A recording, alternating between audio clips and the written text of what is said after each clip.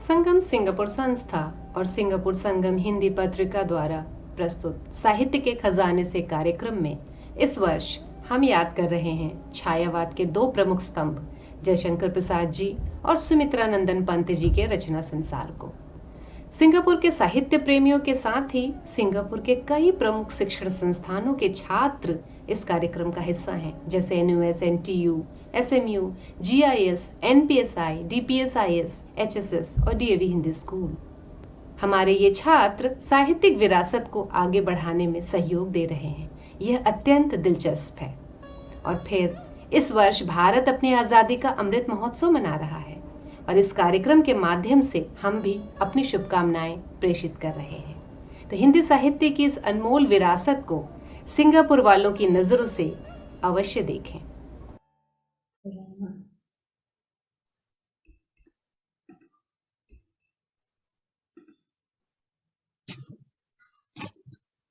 नमस्कार, सिंगापुर से सभी को नमस्कार।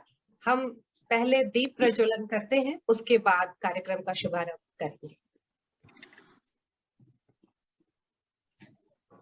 और इसी के साथ हमारी डॉक्टर संध्या सिंह ने कार्यक्रम के शुभारंभ के लिए दीप प्रज्वलित करना शुरू कर दिया है। काफी खूबसूरत पृष्ठभूमि हमारी भारतीय संस्कृति और साहित्य और उनके पुरोधाओं को याद करते हुए और दीप प्रज्वलन यहीं पर समाप्त हुआ है और अब आगे मंच संचालिका जी कार्यक्रम आगे बढ़ाती हैं। बहुत बहुत धन्यवाद लतिका। संगम सिंगापुर संस्था और सिंगापुर संगम हिंदी पत्रिका द्वारा प्रस्तुत साहित्य के खजाने से के तीसरे भाग के कार्यक्रम में हम आप सबका हार्दिक स्वागत, हार्दिक अभिनंदन करते हैं।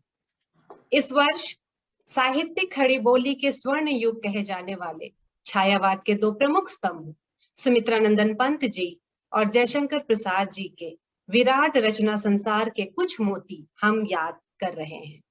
और हमारी इस साहित्यिक यात्रा में सिंगापुर के साहित्य प्रेमियों के साथ ही सिंगापुर के कई प्रमुख शिक्षण संस्थानों के छात्र भी प्रतिभागिता निभा रहे हैं। तो जहां एक तरफ प्रकृति के सुकुमार कवि पंत जी, जिन्होंने प्रकृति के हर रूप में कुछ नया देखा, कुछ नया सृजा, जैसे पल्लव संग्रह की मोह कविता में एक बिंब देखिए, छोड़ द्रुमों की मृदु काया, तोड़ प्रकृति से भी माया, बाले तेरे बाल जाल में कैसे उलझा दूं लोचन। तो वहीं दूसरी तरफ प्रसाद भी, इन्हें हिंदी काव्य का युगांतर और हिंदी साहित्य का महिमामयी व्यक्तित्व कहा जाता है। उनके काव्य में कई जगह नए भारत, नए सर्जन का स्वर सुनाई देता है। और फिर इस वर्ष भारत भी अपनी आजादी का अमृत महोत्सव मना रहा है। तो सिंगापुर से इस कार्यक्रम के माध्यम से हम आप सबके लिए सब अपनी तरफ से सबकी शुभकामनाएं प्रेषित कर रहे हैं। और हम खासकर भारतीय उच्चायोग का भी आभार प्रकट करते हैं कि उन्होंने अपना साथ, अपना सहयोग हमें हर बार दिया है। और कामायनी में प्रसाद जी की इन पंक्तियों से सबके सुख की कामना करते हैं।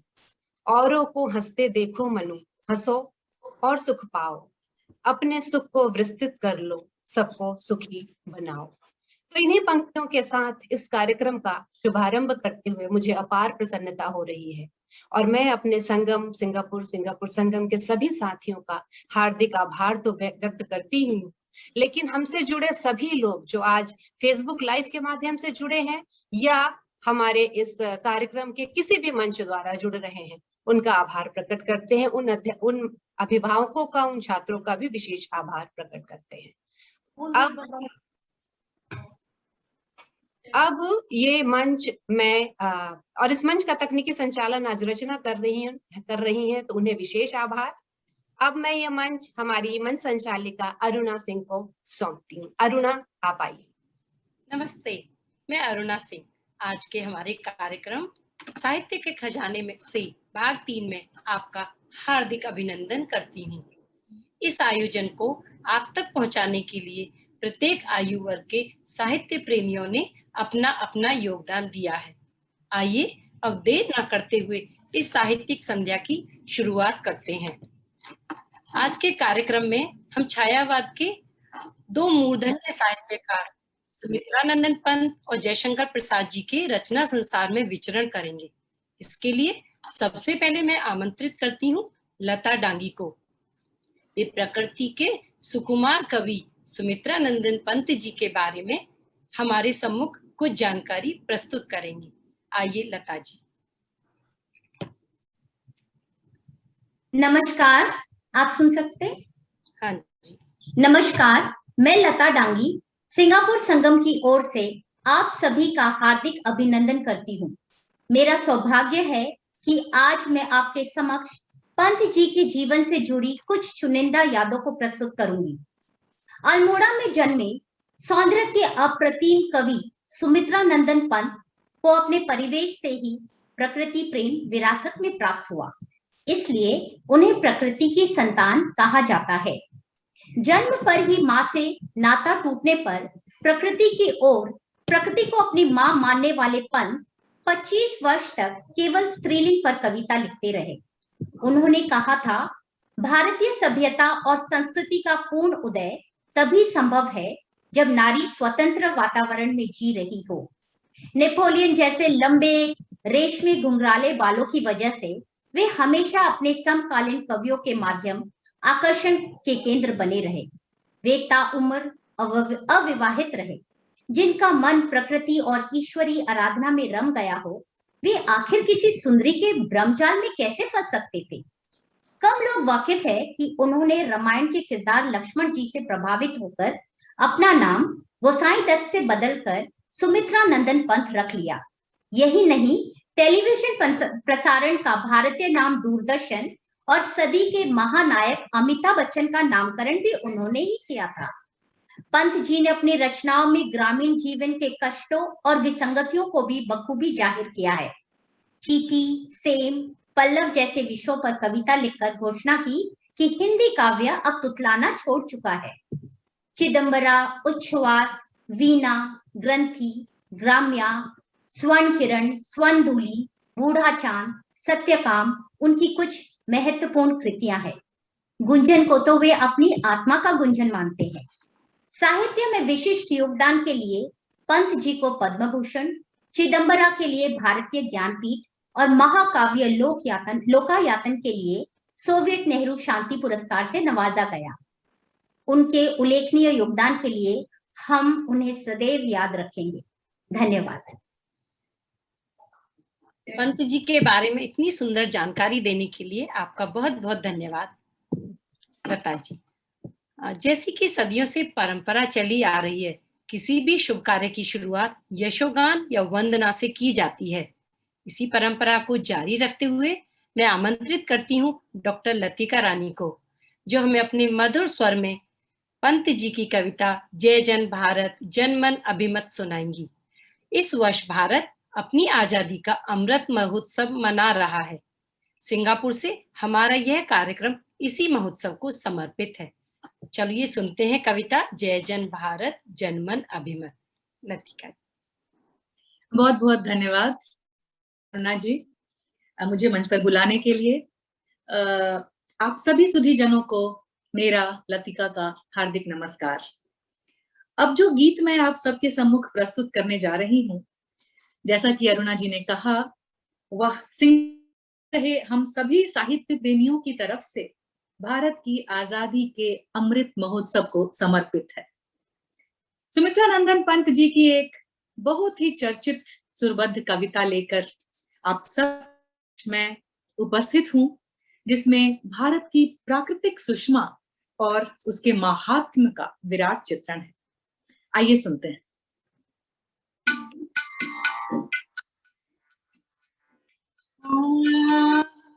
जय जन भारत जनमन अभिमत जन गणतंत्र विधाता, जन गणतंत्र विधाता।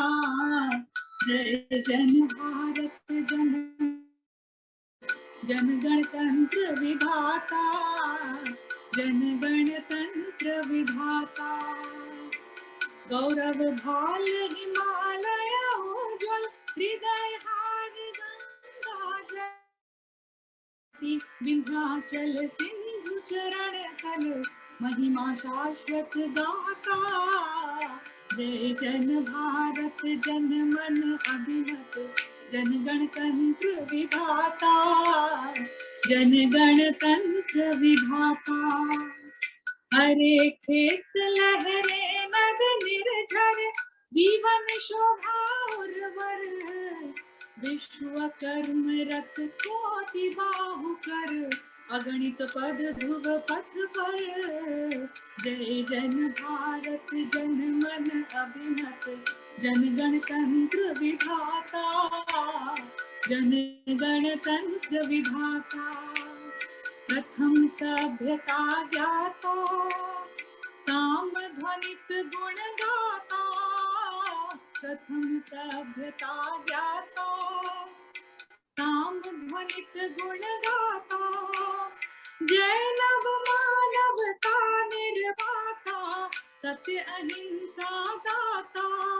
जय हे जय हे जय हे शांति अधिष्ठाता।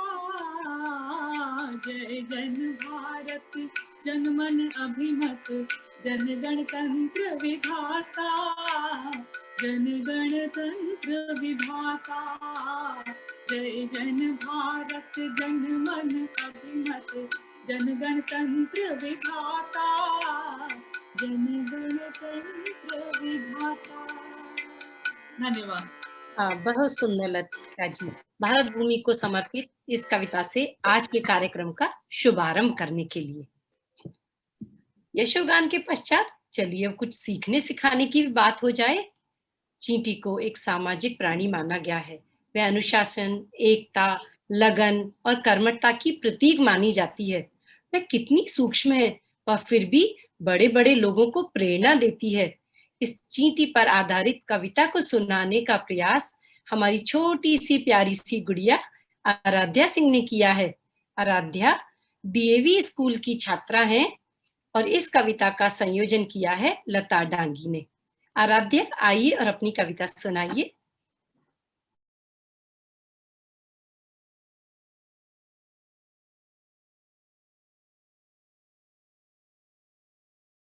नमस्कार, मेरा नाम आराध्या है। मैं डीएवी पाठशाला में हिंदी सीखती हूँ। सिंगापुर संगम के साहित्य के खजाने से कार्यक्रम के लिए आज मैं सुमित्रा नंदन पंत जी प्रसिद्ध काव्य संग्रह युगवाणी चींटी कविता की कुछ अंश सुनाऊंगी।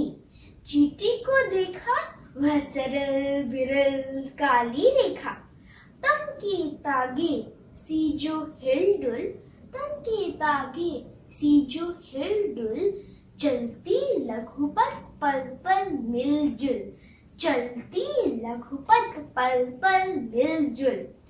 वह है पिपली का पांति, वह है पिपली का पांति, देखो ना किस भांति काम करती वह सतत। कन कन कन के चुनती अविरत, कन कन कन के चुनती अविरत। गाय चराती धूप खिलाती, बच्चों की निगरानी करती, लड़ती अरी से तनिक ना डरती, लड़ती अरी से तनिक ना डरती। दल के दल सेना सवारती, दल के दल सेना सवारती, देखो वह वनमित की सुघर, उसके भीतर है दुर्ग नगर, उसके भीतर है दुर्ग नगर। अद्भुत उसकी निर्माण कला, अद्भुत उसकी निर्माण कला। कोई शिल्पी क्या कहे भला, कोई शिल्पी क्या कहे भला। उसमें है सोध, धाम, जनपद, आंगन, गोग्रह, भंडार, अकथ। चींटी है प्राणी सामाजिक, चींटी है प्राणी सामाजिक। वह श्रमजीवी वह सुनागरिक, वह श्रमजीवी वह सुनागरिक। देखा चींटी को उसके जी को, भूरे बालों की सी कतरन, भूरे बालों की सी कतरन। छिपा नहीं जिसका छोटापन, छिपा नहीं जिसका छोटापन, वह समस्त पृथ्वी पर निर्भय, वह समस्त पृथ्वी पर निर्भय। विचरण करते श्रम में तन्मय, श्रम में तन्मय, वह जीवन की चिंगी अक्षर, वह जीवन की चिंगी अक्षर, वह भी क्या देह है तुलसी, वह भी क्या देह है तुलसी, प्राणों की रिलमिल झिलमिल सी, प्राणों की रिलमिल झिलमिल सी, दिन भर में वह मीलों चलती, दिन भर में वह मीलों चलती, अथक काम से कभी न टलती, अथक काम से कभी न टलती। धन्यवाद। बाप रे, इतने कठिन शब्द और इतनी सुंदर कविता, इसको याद करके हमारे समक्ष प्रस्तुत करने में आराध्या आपने भी चींटी की तरह अनुशासन, लगन और कर्मठता दिखाई है। आपके लिए बहुत बहुत प्यार भरा आभार। चलिए अब हम चलते हैं अपने कार्यक्रम की अगली प्रस्तुति की ओर। हमारी अगली प्रस्तुति 2 पीढ़ियों और 2 कलाओं का मेल है। पंत जी की कविता नौका विहार को नृत्य और काव्य पाठ की जुगलबंदी के रूप में हमारे सामने प्रस्तुत कर रही हैं चारू सक्सेना और रुचि सक्सेना। इसका संयोजन किया है पूनम चुग ने। इस कविता में पंत जी ने माँ गंगा के तरुण स्त्री रूप का बेहद सजीव और मनोहारी वर्णन किया है। आइए अब इस खूबसूरत जुगलबंदी का आनंद लेते हैं।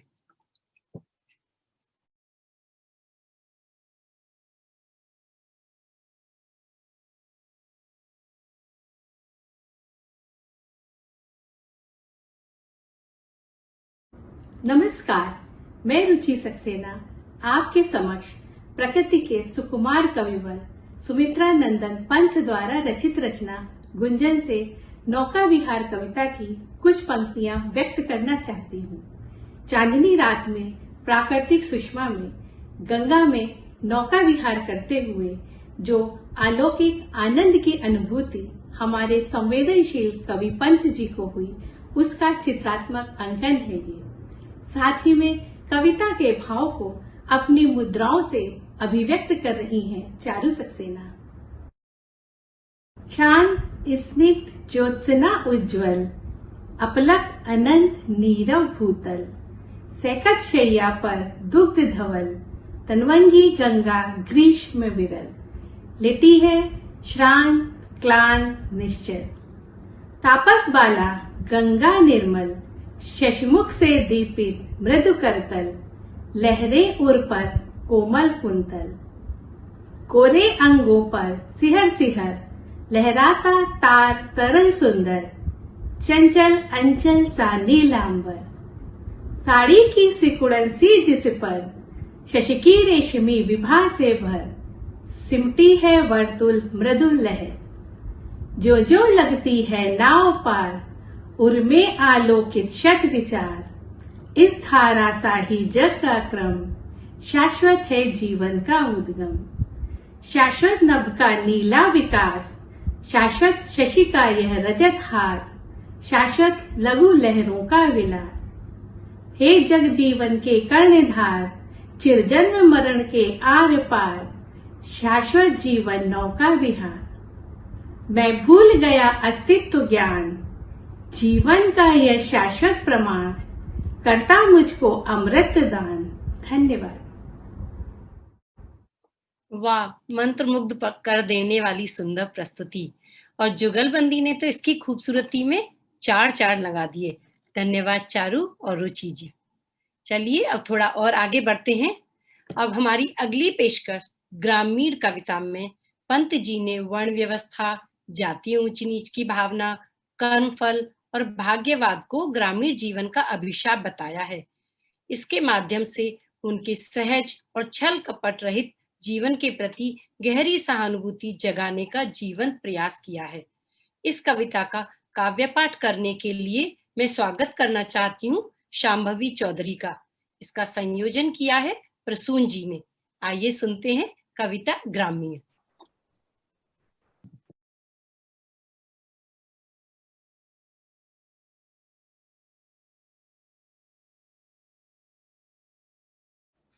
सुमित्रा नंदन पंत जी हिंदी साहित्य के एक अनमोल रत्न है।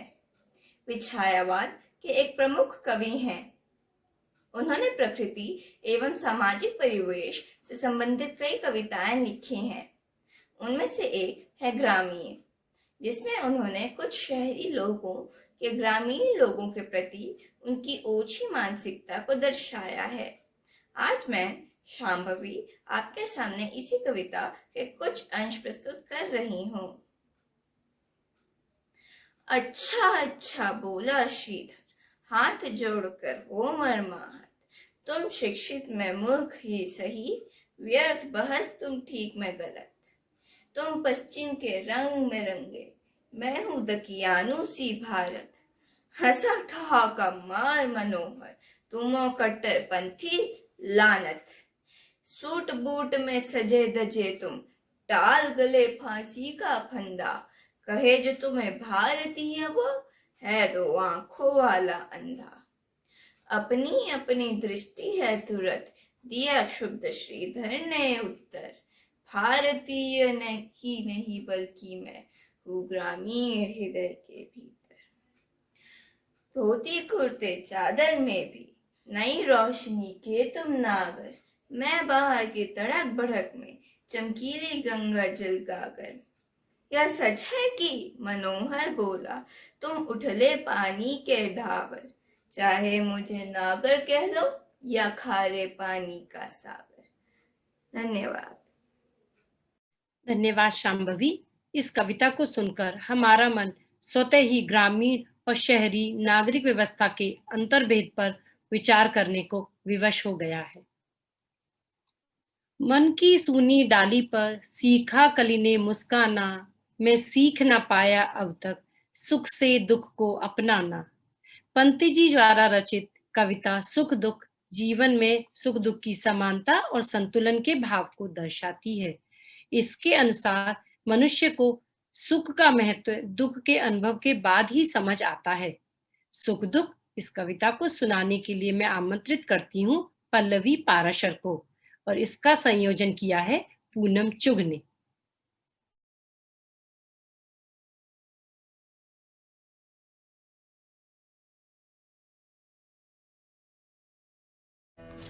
नमस्कार, मैं पल्लवी पाराशर सिंगापुर संगम के मंच पर साहित्य के खजाने से एक ऐसी कविता सुनाने जा रही हूँ जो हमारे जीवन को सरल और मंगल बनाने की प्रेरणा देती है। हिंदी साहित्य के महान कवि श्री सुमित्रा नंदन पंत जी द्वारा रचित यह रोचक रचना सुख दुख, जो उनके दार्शनिक और चिंतक रूप को भी हमारे सामने लाती है। तो आइए इस रोचक रचना का हम आनंद उठाते हैं। मैं नहीं चाहता चिर सुख, मैं नहीं चाहता चिर सुख, मैं नहीं चाहता चिर दुख। सुख दुख की खेल मिचोनी, खोले जीवन अपना मुख। मैं नहीं चाहता चिर सुख, मैं नहीं चाहता चिर दुख। सुख दुख के मधुर मिलन से यह जीवन हो परिपूर्ण। फिर घन में ओझल हो शशि, फिर शशि से ओझल हो घन। मैं नहीं चाहता चिर सुख, मैं नहीं चाहता चिर दुख। जग पीड़ित है अति दुख से, जग पीड़ित है अति दुख से। जग पीड़ित रे अति सुख से। मानव जग में बट जाए दुख सुख से और सुख दुख से। मैं नहीं चाहता चिर दुख, मैं नहीं चाहता चिर सुख। वाह, जीवन की धूप छांव के गहन अर्थ को समझाती हुई बेहद खूबसूरत कविता। धन्यवाद पल्लवी जी। अब हम बढ़ते हैं अपने कार्यक्रम की अगली पेशकश की ओर। हमारी अगली कविता सदा नीरा। इसका अर्थ तो नाम से ही स्पष्ट है, सदा जल से भरी रहने वाली नदी। यह कविता पंत जी के काव्य संग्रह कला और बूढ़ा चांद से ली गई है। इस कविता को सुनाने के लिए मैं स्वागत करना चाहती हूँ एनपीएस इंटरनेशनल स्कूल की छात्रा जिया राय का। अपनी कविता का परिचय वे स्वयं देंगी। आइए जिया और अपनी कविता सुनाइए।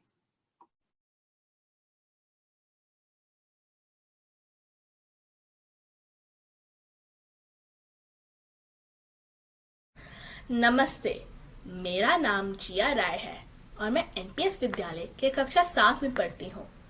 मैं एक कविता सुनाने वाली हूँ जिसका शीर्षक है सदा नीरा और इसके कवि हैं सुमित्रा नंदन पंत जी।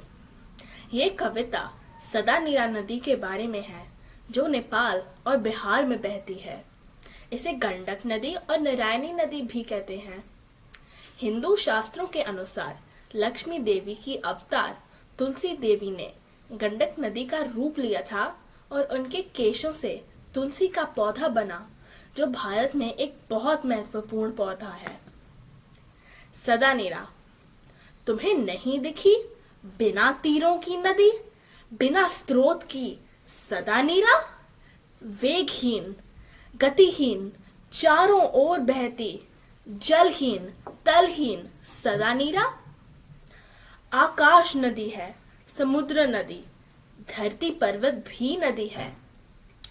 आकाश नील तल, समुद्र भंवर, धरती बुदबुद, पर्वत तरंग है और वायु अदृश्य फेन।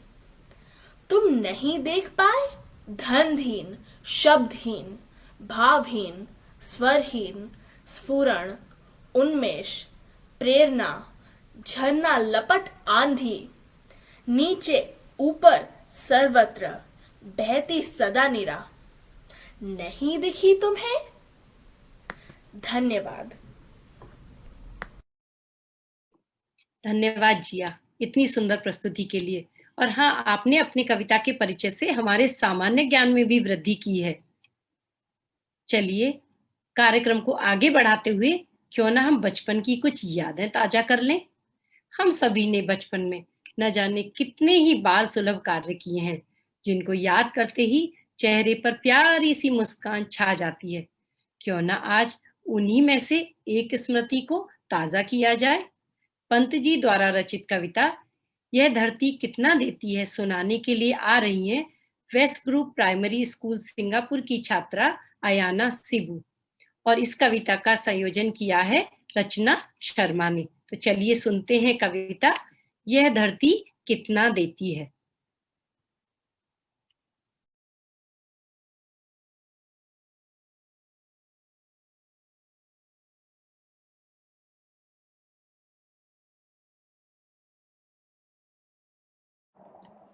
नमस्कार, मेरा नाम आयना सिबू है। आज आपके सामने श्री सुमित्रा नंदन पंत की कविता पढ़ने जा रही हूँ। कविता का नाम धरती कितना देती है। मैंने छुटपन में छुपकर पैसे बोए थे, सोचा था पैसों के प्यारे पेड़ उगेंगे, रुपयों की कलदार मधुर फसलें खनखेगी और फूल फलकर मैं मोटा सेठ बनूंगा। पर बंजर धरती में एक न अंकुर फूटा, बंदिया मिट्टी ने एक भी न पैसा उगला। सपने जाने कहाँ मिटे, कब दूर हो गए। मैं हताश हो बात जोहता रहा दिनों तक। बाल कल्पना के अपलक पावड़े बिछाकर मैं अबोध था। मैंने गलत बीज बोए थे, ममता को रोपा था, तृष्णा को सींचा था। यह धरती कितना देती है, धरती माता कितना देती है अपने प्यारे पुत्रों को। नहीं समझ पाया था मैं उसके महत्व को बचपन में। 20 लोग वर्ष पैसे बोकर रतन प्रसविनी है वसुला।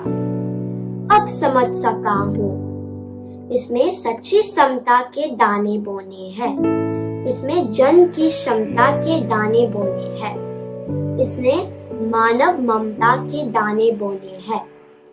जिससे उगल सके फिर धूल सुनहली फसलें मानवता की।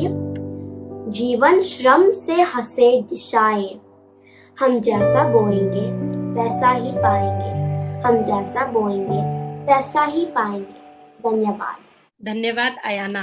मुझे मालूम है आपकी मातृभाषा हिंदी नहीं है, फिर भी आपने इस हिंदी की कविता को गाने का बहुत ही सुंदर प्रयास किया है और कविता के भाव ममता को रोपा था, तृष्णा को सींचा था। ये पंक्तियां बताती हैं कि मनुष्य को सभी कार्य निस्वार्थ भाव से करने चाहिए। बहुत बहुत धन्यवाद अयाना, हमें हमारी मधुर यादों में ले जाने के लिए। छायावाद का विषय हो और प्रकृति की चर्चा ना हो, ऐसा तो संभव ही नहीं है। वसंत ऋतु को ऋतुराज कहा जाता है और इस ऋतु में प्राकृतिक सुंदरता अपनी चरम सीमा पर होती है।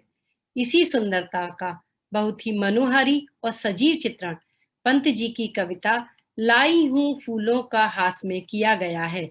इस कविता को अपने मधुर स्वरों में पिरोकर हमारे सामने गीत रूप में प्रस्तुत करने के लिए मैं सादर आमंत्रित करती हूँ डॉक्टर लतिका रानी को।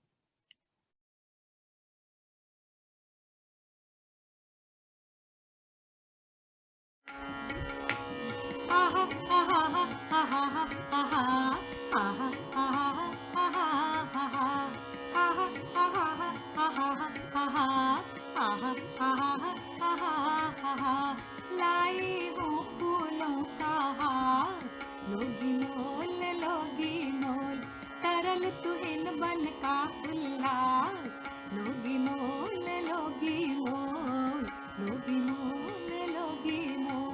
फैल गई मधुर की ज्वाल, जल जल उठते बन के डाल, कोकिल के कुछ कोमल बोल। लोगी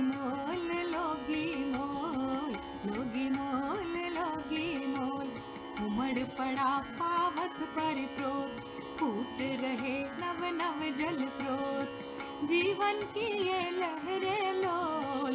लोगी मोल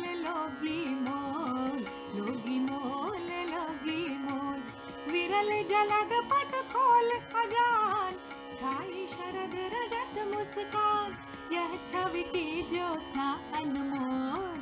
लोगी मोल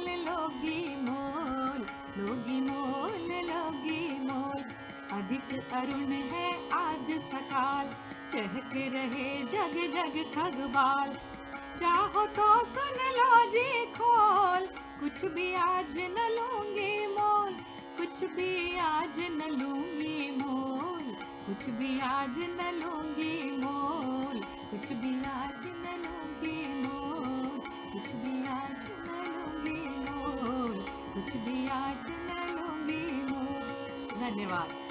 धन्यवाद लतिका जी, अपनी मधुर वाणी से ग्रीष्म ऋतु में भी वसंत ऋतु के सौंदर्य का बोध कराने के लिए बहुत सुंदर गीत। अब हम बढ़ते हैं कार्यक्रम की अगली प्रस्तुति की ओर।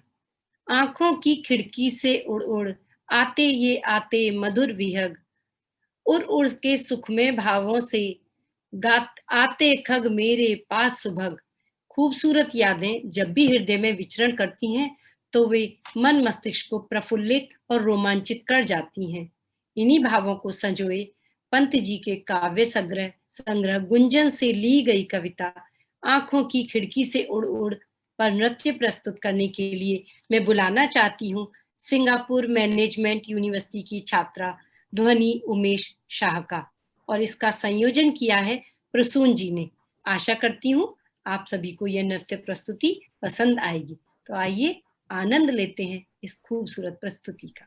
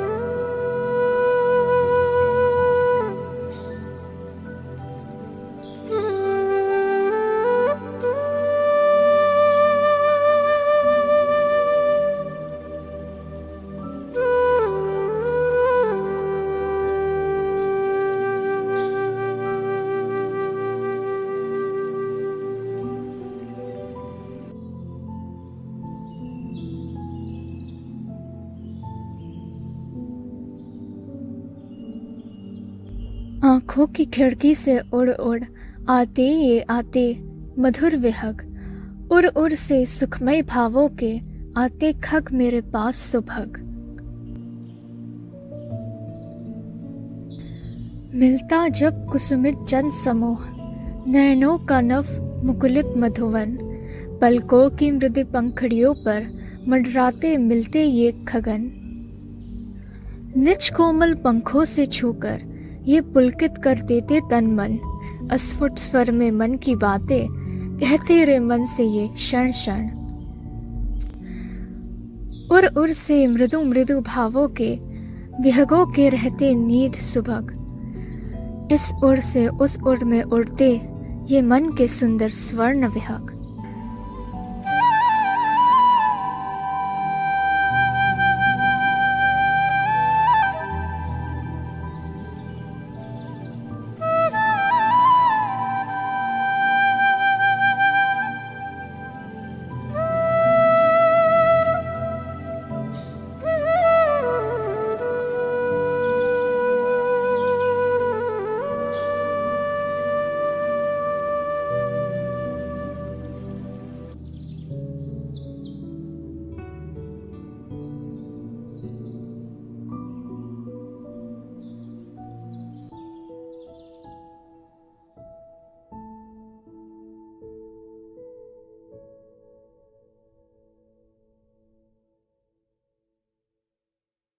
धन्यवाद ध्वनि, इतनी खूबसूरत नृत्य प्रस्तुति के लिए, और आपने इसका फिल्मांकन भी बहुत खूबसूरती से किया है। बहुत बहुत आभार। अब पंत जी के रचना संसार में विचरण करने के पश्चात अब हम जयशंकर प्रसाद के रचना संसार की ओर रुख करेंगे। उससे पहले इस कार्यक्रम की विविधता को जारी रखते हुए मैं इसके बेहद मनोरंजक और रुचिकर भाग को संचालित करने के लिए आमंत्रित करना चाहती हूँ संगीता सिंह को। संगीता जी आइए और अगले भाग की बागडोर अब आप संभालिए। धन्यवाद।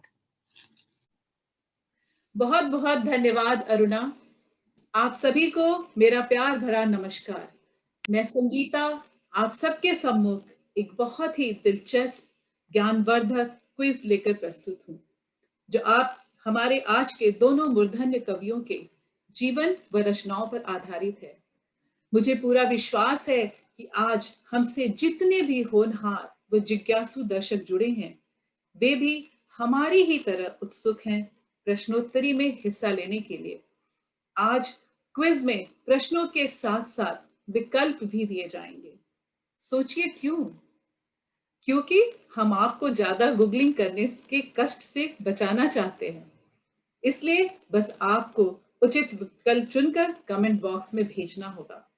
आप सब में जो भी 70% से ज्यादा सही उत्तर देंगे, कार्यक्रम के अंत में उनके नाम की घोषणा की जाएगी। इसलिए आप अंत तक हमसे जुड़े रहिए। तो अब आपका ज्यादा वक्त न लेते हुए मैं आपके सामने हाजिर हूँ आज के पहले प्रश्न के साथ, जो हमारे प्रिय कवि सुमित्रानंदन पंत जी पर आधारित है। दोस्तों ध्यान से सुनिए और उत्तर कमेंट बॉक्स में दीजिए। तो मैं आज का पहला प्रश्न आपके सम्मुख रखती हूँ। ध्यान से सुनिएगा और उत्तर जल्दी से जल्दी कमेंट बॉक्स में देना शुरू कीजिएगा। कविवर पंत के उस नाम को बताइए जिसे उन्होंने स्वयं बदलकर सुमित्रानंदन पंत कर दिया था। हमारे विकल्प हैं गोपाल दास, गोसाई दत्त, गंगा दत्त, गोपाल दत्त।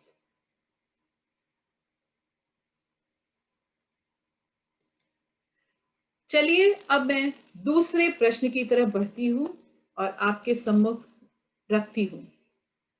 छायावाद के मूर्धन्य कवि पंत जी को उनकी किस रचना पर भारतीय ज्ञानपीठ पुरस्कार से सम्मानित किया गया? चिदंबरा, पल्लव, कला और बूढ़ा चांद, गुंजन।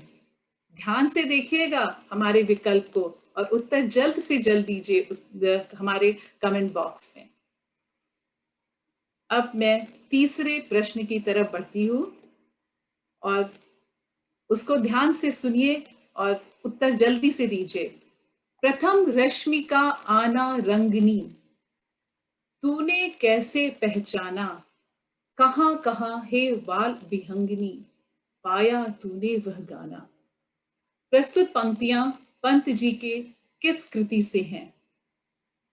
विकल्प हैं गीत हंस, तारापथ, युगांत या स्वर्ण धूलि।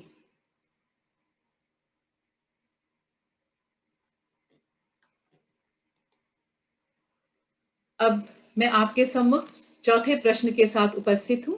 ध्यान से पढ़िए और सुनिए भी। सुमित्रा नंदन पंत द्वारा रचित पल्लव में संग्रहित कविताओं की कुल संख्या कितनी है? पल्लव में संग्रहित कविताओं की कुल संख्या कितनी है? विकल्प हैं 32, 23, 40 और 33। ध्यान से देखिए और उत्तर जल्दी से जल्दी दीजिए। दोस्तों, आज पंत जी के रचना से मैं अंतिम प्रश्न आप लोग के सम्मुख रख रही हूं, उसको भी ध्यान से सुनिए और उत्तर तुरंत दीजिए। पंत जी ने एकमात्र उपन्यास की रचना की, उसका नाम बताइए। विकल्प है हमारे सम्मुख 60 वर्ष, हार, उत्तरा, मेघनाथ वध।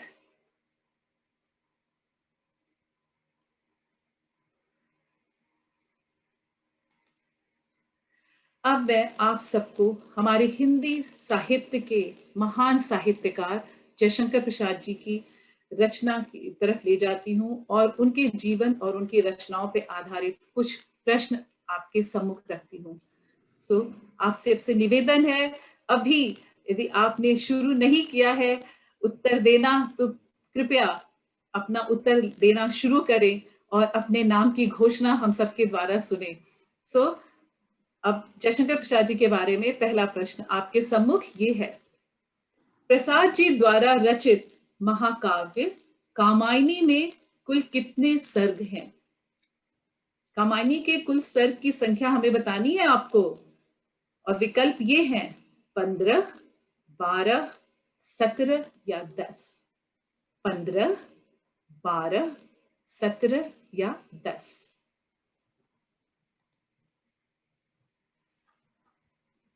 प्रसाद जी का दूसरा प्रश्न आपके सम्मुख प्रस्तुत है। प्रसाद जी के उस उपन्यास का नाम बताइए जिसे वे पूरा ना कर सके।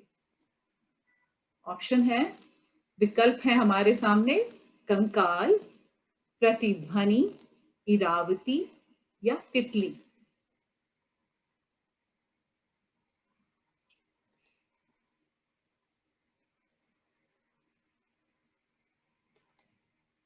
अब आपके सामने एक ऑडियो क्लिप बजेगा, आप उसको ध्यान से सुनिए और सुनकर बताइए कि प्रसाद जी की यह महत्वपूर्ण रचना कामायनी के किस सर्ग से है। आप ध्यान पूर्वक ऑडियो सुने।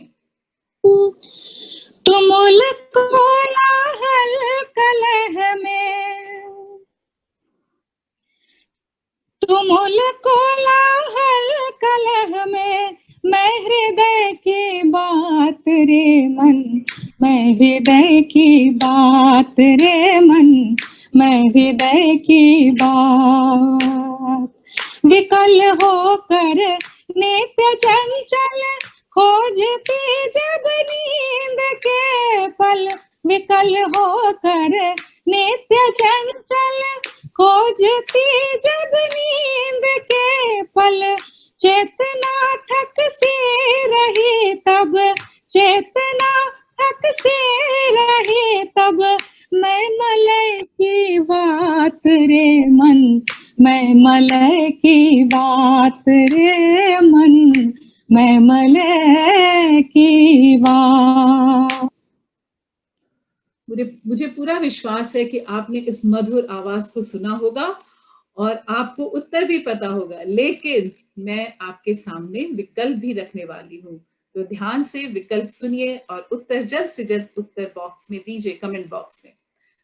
पहला विकल्प है कामसर्ग, दूसरा निर्वेद सर्ग, तीसरा इड़ा सर्ग और चौथा है वासना सर्ग।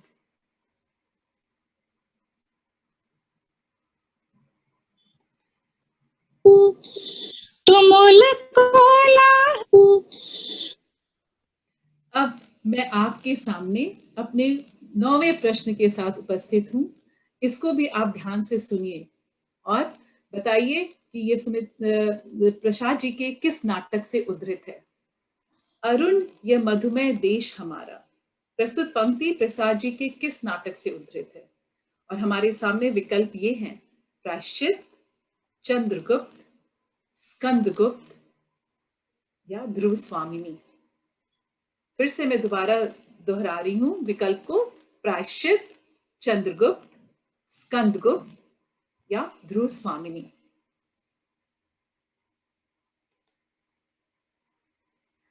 दोस्तों, आज आप सब जानते हैं हम समय से बंधे हुए हैं, इसलिए ना चाहते हुए भी मैं आपके सम्मुख आज का अंतिम प्रश्न लेकर उपस्थित हूं। उसको ध्यान से सुनिए और उत्तर हमें जल्दी से जल्द कमेंट बॉक्स में दीजिए।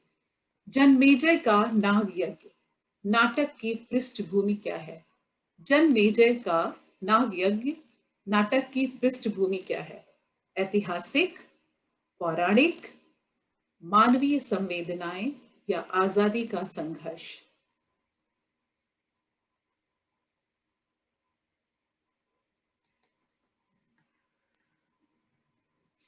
अब मैं आप सबके सहयोग और साथ के लिए धन्यवाद देती हूँ और मैं डॉक्टर लतिका रानी को बुलाना चाहूंगी। वे हमारे साथ महान साहित्यकार जयशंकर प्रसाद जी के हिंदी साहित्य के मशहूर विधा नाटक में किए गए योगदान को साझा करेंगी। लतिका। बहुत बहुत धन्यवाद संगीता जी। एक बार फिर से लतिका का आप सबको हार्दिक नमस्कार। अभी अभी हम सब ने पंत जी की खूबसूरत साहित्यिक विधाओं एवं उनके रचना संसार की अविस्मरणीय यात्रा की है। तो अब आइए छायावाद के एक और प्रमुख आधार स्तंभ श्री जयशंकर प्रसाद की साहित्यिक कलाओं, नाटकों आदि पर भी एक विहंगम दृष्टि डालें। आधुनिक हिंदी साहित्य के इतिहास में प्रसाद जी के कृतित्व का गौरव अक्षुण्ण है। वे एक युग प्रवर्तक लेखक थे जिन्होंने एक ही साथ कविता, नाटक, कहानी और उपन्यास के क्षेत्र में हिंदी को गौरवान्वित होने योग्य कई कृतियां दी हैं। कवि के रूप में वे निराला, पंत, महादेवी के साथ छायावाद के प्रमुख स्तंभ के रूप में तो जगत प्रसिद्ध हैं ही, और महाकाव्य कामायनी के रचयिता के रूप में भी वह सदा अजर अमर रहेंगे, और जिसकी एक झलक हम आपको अपनी आगे आने वाली प्रस्तुतियों में भी देंगे। पर नाटकों से जुड़े उनके विराट महत योगदान पर संक्षेप में यहाँ 2 शब्द कहना अत्यंत आवश्यक होगा। वैसे तो लॉकडाउन ने हमें रूबरू होकर रखा है, लेकिन हमारी जो साहित्यिक भूख प्यास है और जो हमारी मेधा है और साहित्य से जो हमारा लगाव है, उससे वह हमें कतई जुदा नहीं कर पाया है। और सिंगापुर संगम के साहित्य के खजाने के सौजन्य से आए दिन हम अपने साहित्यिक पुरोधाओं को याद करने के लिए ऐसे दीप जलाते ही रहते हैं। प्रसाद जी के नाटक अजात शत्रु, विशाख, कामना, जन्मेजय का नाग यज्ञ, एक घूंट, चंद्रगुप्त, स्कंदगुप्त और ध्रुव स्वामिनी उनकी महान कृतियों के रूप में अजर अमर है। अगर हम इसे एक यात्रा का नाम दें तो यह व्यष्टि सुख से समष्टि सुख की यात्रा अवश्य कहलाएगी। कथ्य, साहित्यिकता, दर्शन, इसके अभिव्यक्तिगत सौंदर्य, सब दृष्टियों से इन रचनाओं की एक अलग पहचान है और वर्तमान संदर्भों में भी वह उतनी ही प्रासंगिक और समसामयिक है। तो सार तत्व सिर्फ इतना है कि जहां एक ओर इनके नाटकों में काव्य तत्व एवं गहन भाव की प्रधानता है, वहीं दूसरी ओर इतिहास, दर्शन, कला, धर्म, संस्कृति और साहित्य के गंभीर अध्ययन, चिंतन, मनन का भरपूर समावेश इनकी आधुनिकता है। चमक, दमक और आडंबर से परे हैं ये, और यही इनकी व्यावहारिकता है और अमरत्व भी। तो इसी के साथ अब मैं मंच वापस संचालिका महोदया को सौंपती हूँ। बहुत बहुत धन्यवाद इस अवसर के लिए। धन्यवाद डॉक्टर लतिका। नमस्कार, मैं पूनम चुग एक बार फिर से आप सबका हार्दिक स्वागत करती हूँ। साहित्य की बहती धारा में आइए प्रवेश करते हैं और चलते हैं हमारे आज के दूसरे साहित्यकार महाकवि श्री जयशंकर प्रसाद जी के रचना संसार में। इस वर्ष भारत अपनी आजादी का अमृत महोत्सव मना रहा है। हमें भी इसमें अपनी सहभागिता प्रकट करके बहुत गर्व महसूस हो रहा है।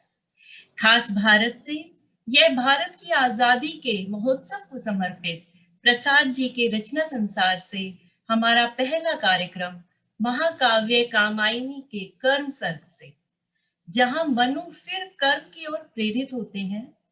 यज्ञ की पुकार के कारण वे स्थिर न रह सके, उनके मन में नई अभिलाषा भर रही थी। आइए देखते हैं नृत्य के रूप में, जिसे पेश कर रही हैं सावित्री पटेल, और इस कार्यक्रम की संयोजिका है अरुणा सिंह।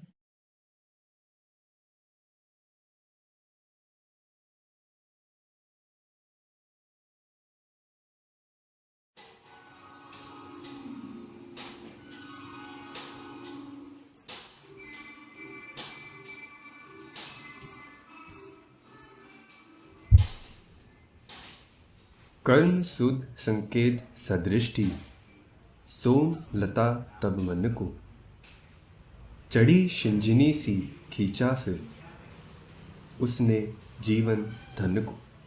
बन जाता सिद्धांत प्रथम, फिर पृष्ठता हुआ करती है, बुद्धि उसी दृढ़ा को सब से ले सदा भरा करती है। कर्म यज्ञ से जीवन के सपनों का स्वर्ग मिलेगा, इसी विपिन में मानस की आशा का कुसुम खिलेगा।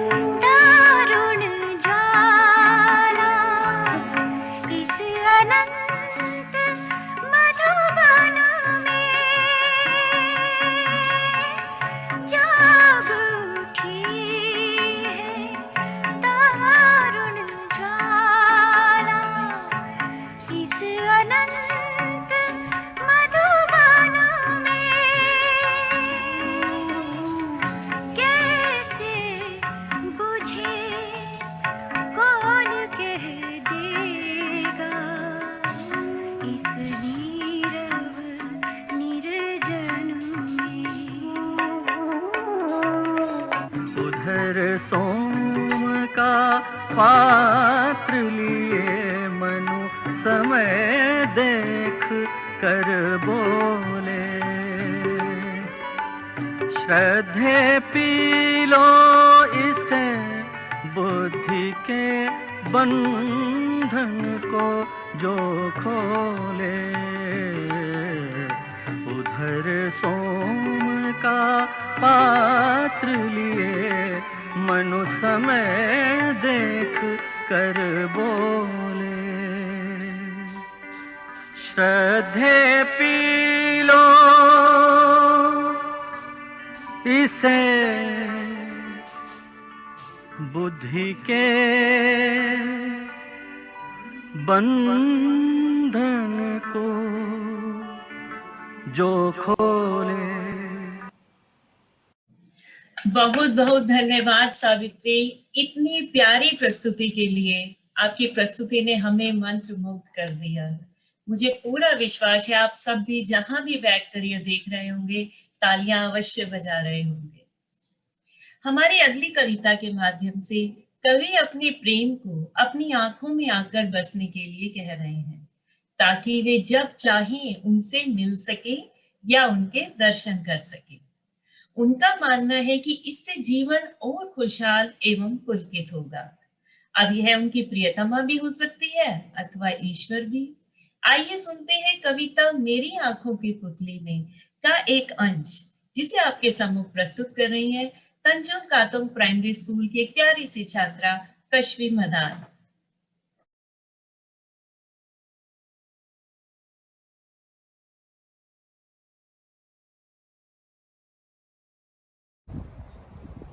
सभी श्रोताओं को मेरा नमस्ते। मेरा नाम कश्वी मदान है। मैं 9 साल की हूँ।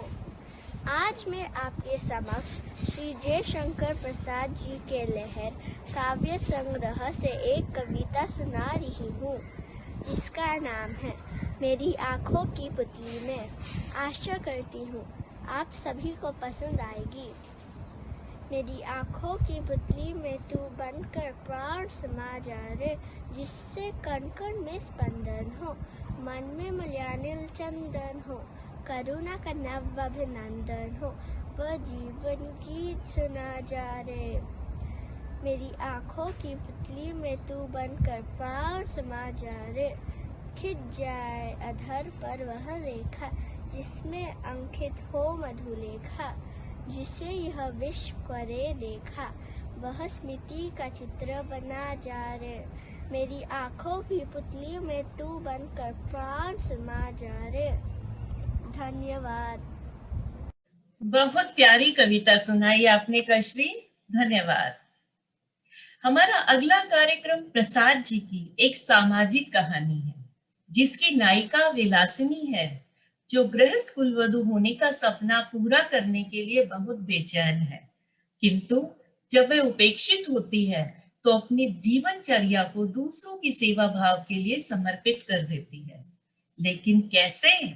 आइए जानते हैं MUS की 2 छात्राएं एवं बहनें आनंदी वजीर और अनंता वजीर की आवाज में कहानी चूड़ी वाली, जिसका संयोजन किया है अरुणा सिंह ने।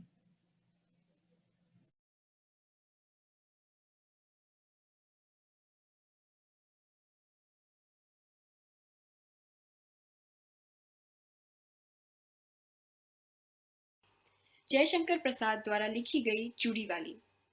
अभी तो पहना गई हूँ। बहू जी, बड़ी अच्छी चूड़ियां हैं, सीधे बंबई से पार्सल मंगाया है। सरकार का हुक्म है, इसलिए नई चूड़ियां आते ही चली आती हूँ। तो जाओ सरकार को ही पहनाओ, मैं नहीं पहनती। अरे बहू जी, जरा देख तो लीजिए। कहती मुस्कुराती हुई ढीठ चूड़ी वाली अपना बक्स खोलने लगी।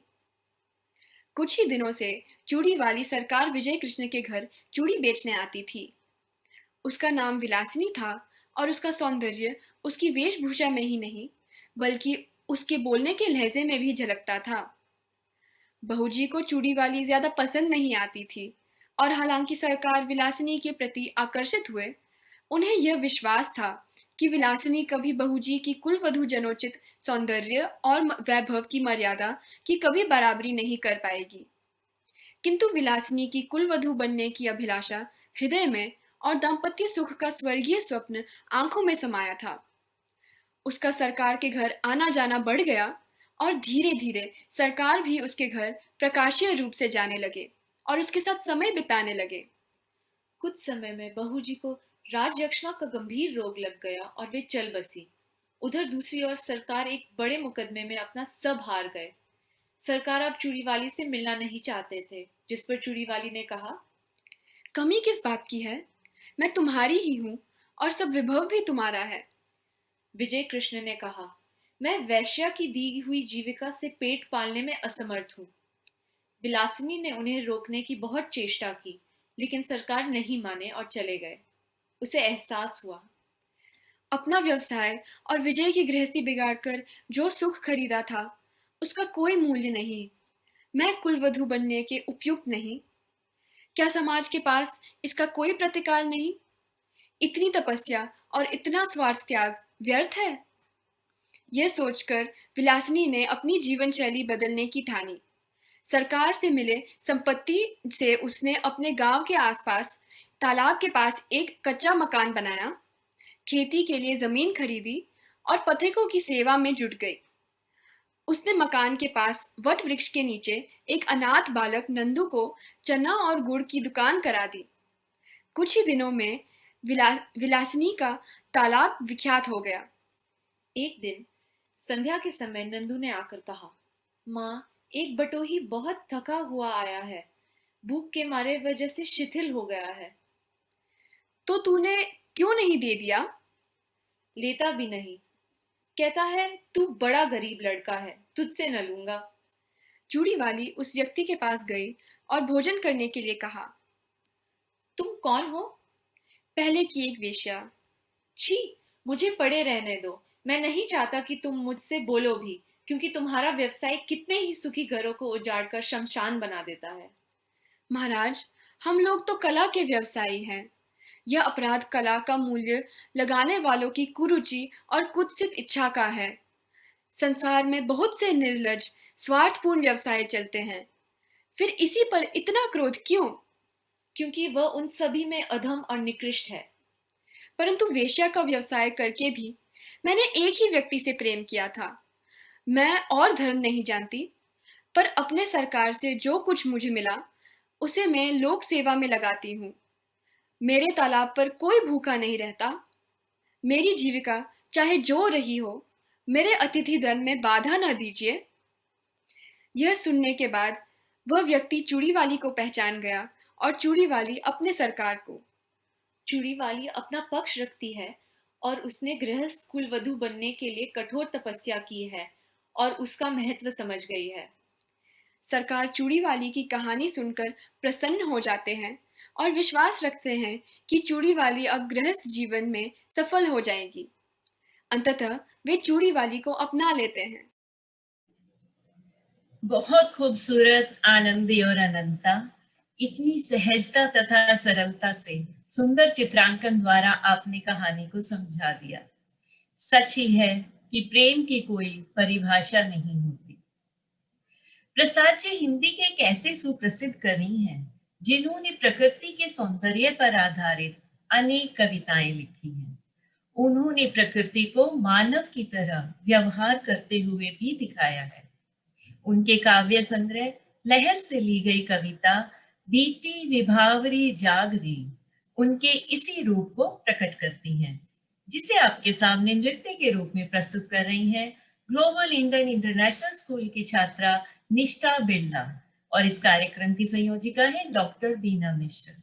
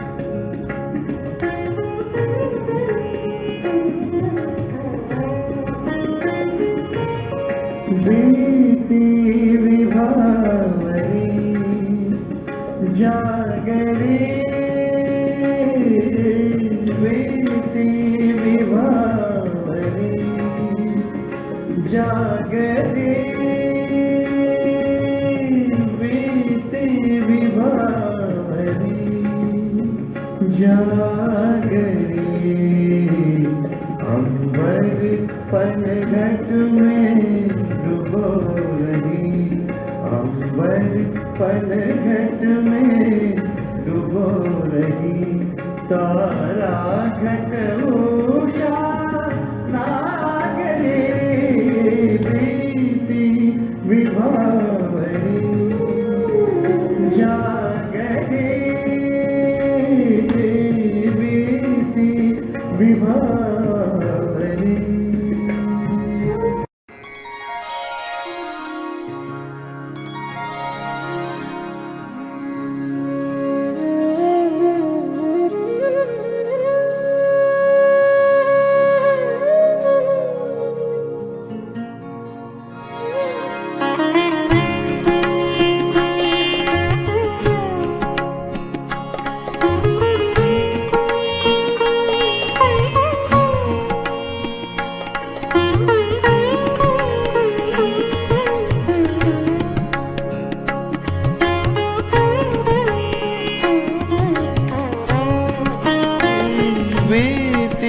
विभावरी जागरी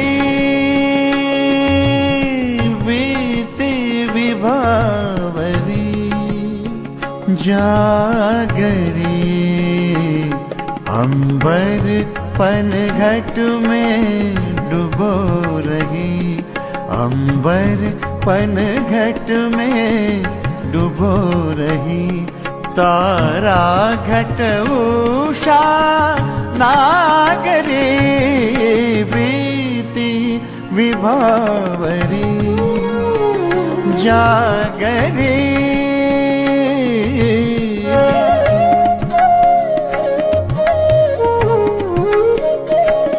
खग कुल कुल कुल सा बोल रहा, किस लय का अंचल डोल रहा, लो यह लतिका भी भर लाई, लो यह लतिका भी भर लाई, मधुमुकुल नवल रस गागरी बीती विभावरी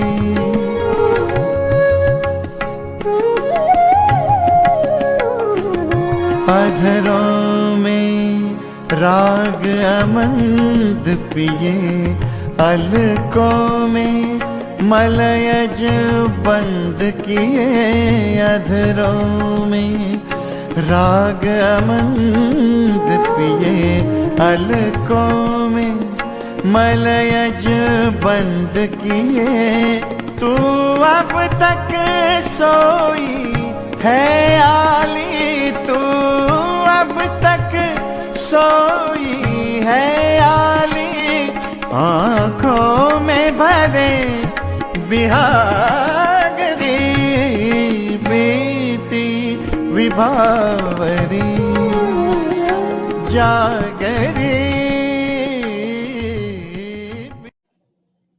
धन्यवाद निष्ठा, बहुत सुंदर नृत्य प्रस्तुत किया आपने।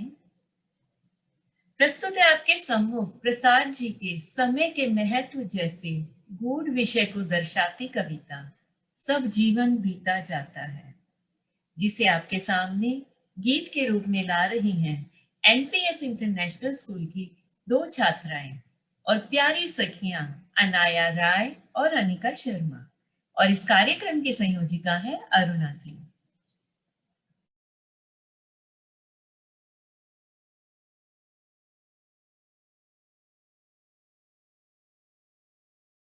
समय इस संसार में अन्य सभी वस्तुओं से अधिक शक्तिशाली और मूल्यवान है।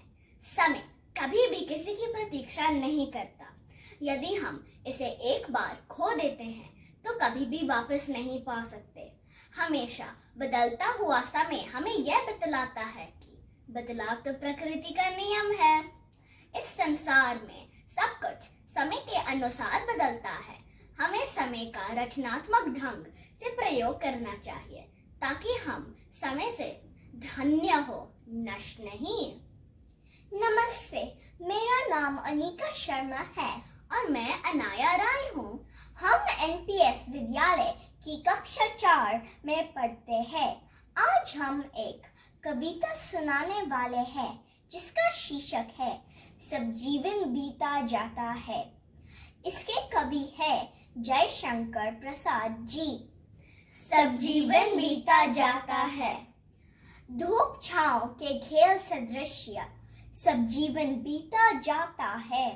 समय भागता है प्रतिक्षण में, नवतीत के तुषार कण में आप कहाँ छिप जाता है, सब जीवन बीता जाता है। बुल्ले नहर हवा के झोंके, मेघ और बिजली के टोके, किसका साहस है कुछ रोके, जीवन का वह नाता है, सब जीवन बीता जाता है। वंशी को बस बजाने दो, मीठी मीरों को आने दो, आंख बंद करके गाने दो, जो कुछ हमको आता है, सब जीवन बीता जाता है। धन्यवाद। बहुत खूब अनाया और अनिका, बहुत ही प्यारी प्रस्तुति आपकी। हमारा अगला कार्यक्रम प्रसाद जी द्वारा रचित एक और खूबसूरत कहानी है बेड़ी, जिसे आपके सम्मुख प्रस्तुत कर रहे हैं सूत्रधार की भूमिका में प्रवीण सिंह, बूढ़े भिखारी की भूमिका में सुबोध बंसल और छोटे बच्चे की भूमिका में है डीपीएस इंटरनेशनल स्कूल के छात्र आर्याव्रत सिंह। और इस कार्यक्रम की संयोजिका है लता डांगी।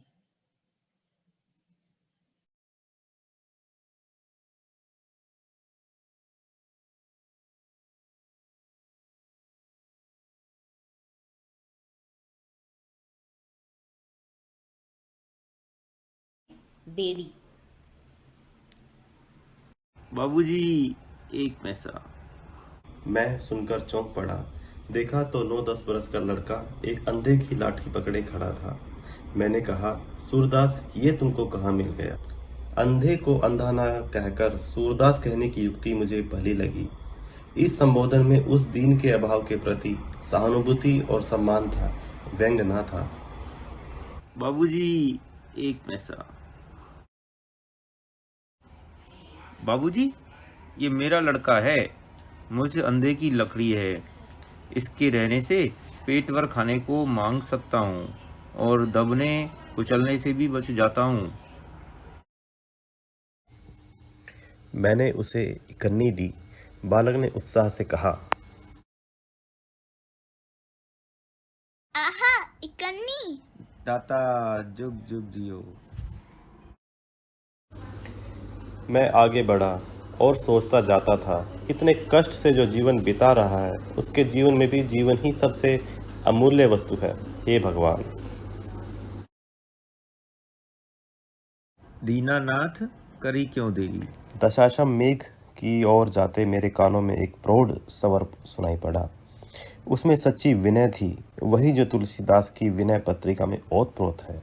वही आकुलता, सानिध्य की पुकार, प्रबल पहाड़ से व्यथित की कराहा, मोटर की दम भरी भीषण पौंपों में विलीन होकर भी वायुमंडल में तिरने लगी।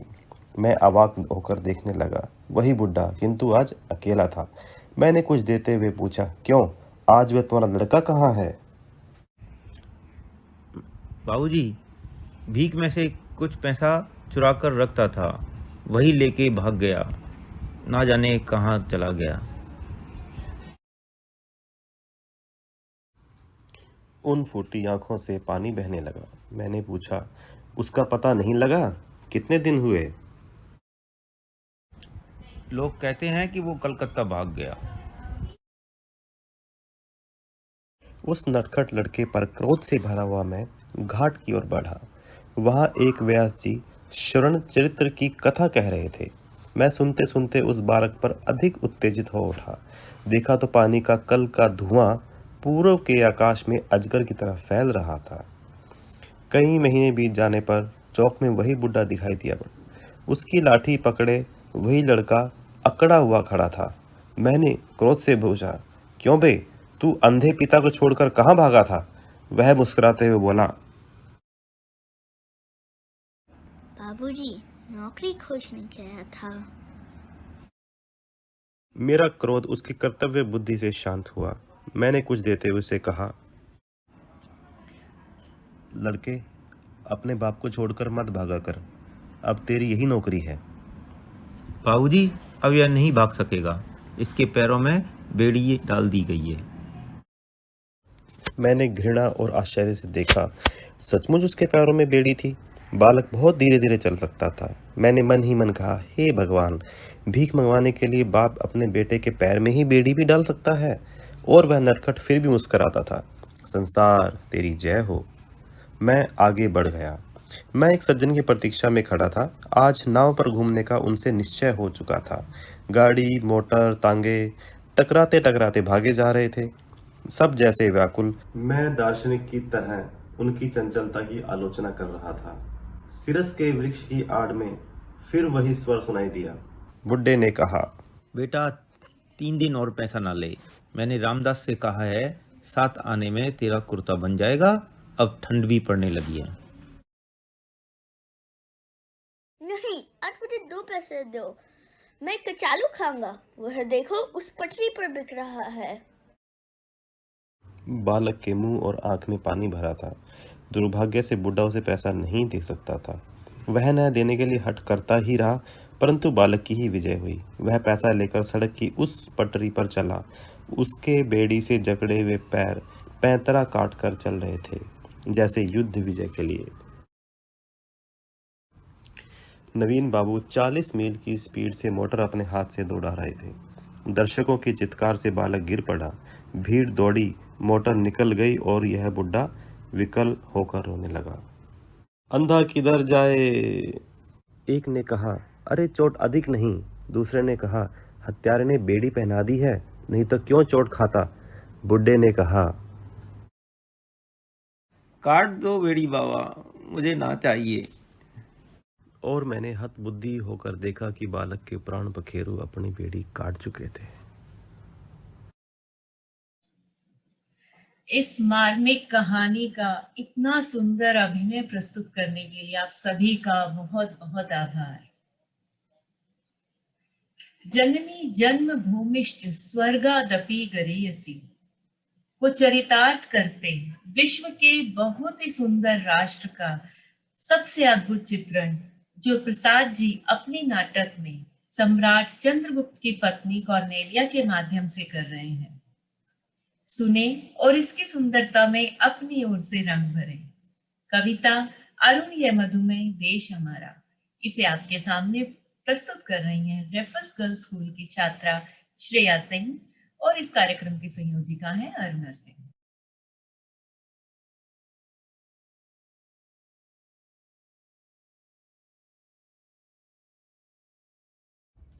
नमस्ते, मेरा नाम श्रेया सिंह है और आज मैं जयशंकर प्रसाद जी द्वारा लिखित कविता अरुण यह मधुमेह देश हमारा प्रस्तुत करने जा रही हूँ। अरुण यह मधुमेह देश हमारा, जहाँ पहुँच अनजान क्षितिज को मिलता एक सहारा। सरल तामरस गर्भ विभा पर नाच रही तरुशिखा मनोहर, छिटका जीवन हरियाली पर मंगल कुमकुम सारा। अरुण यह मधुमेह देश हमारा। लघु सुरदनों से पंख पसारे, शीतल मलय समीर सहारे, उड़ते खग जिस ओर मुंह किए, समझ नीर निज प्यारा। अरुण यह मधुमेह देश हमारा। बरसाती आंखों के बादल बनते जहां भरे करुणाजल, लहरें टकराती अनंत की पाकर जहां किनारा। अरुण यह मधुमेह देश हमारा। हेम कुंभ ले उषा सवेरे, भरती ढुलकाती सुख मेरे, मंदिर ऊंघते रहते जब, जग कर रजनी भर तारा। अरुण यह मधुमेह देश हमारा। धन्यवाद। धन्यवाद श्रेया, बहुत ही सुंदर भारतवर्ष की महिमा का बखान करती हुई इतनी मनभावक प्रस्तुति के लिए। हमारा अगला कार्यक्रम है एक कहानी भिखारिन, जिसे नाटक के रूप में आपके सामने प्रस्तुत कर रहे हैं ग्लोबल इंडियन इंटरनेशनल स्कूल के छात्र महक माथुर, वैष्णवी किशोर, केविन रॉड्रिगेज, स्नेहल भदानी, आकांक्षा इंगले और पुरुजित भट्ट। इस कार्यक्रम की संयोजिका है डॉक्टर बीना मिश्रा।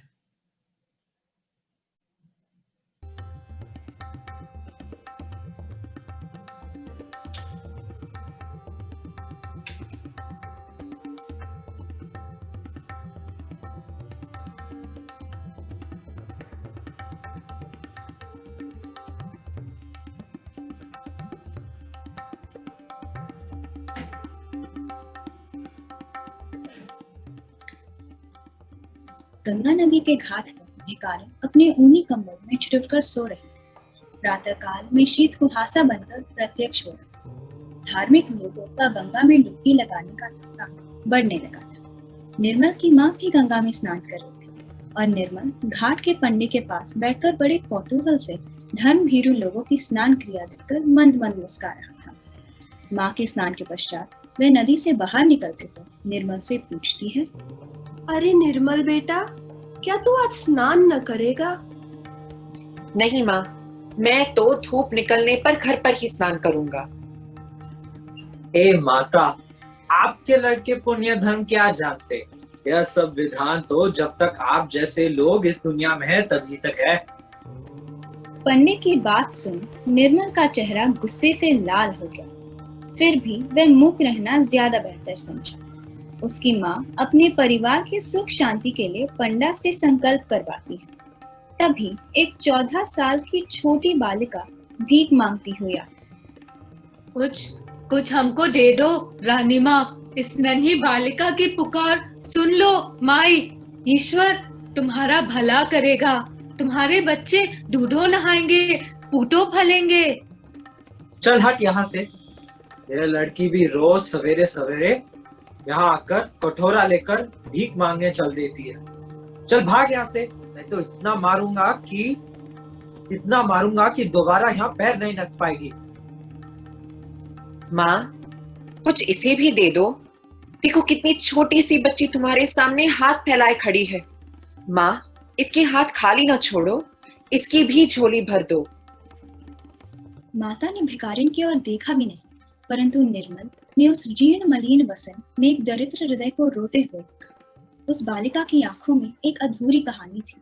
रूखी लटों में सादी उलझन थी और बरौनियों के अग्रभाग में संकल्प के जल बिंदु लटक रहे थे, जिसे देखकर निर्मल का हृदय करुणा से भर गया।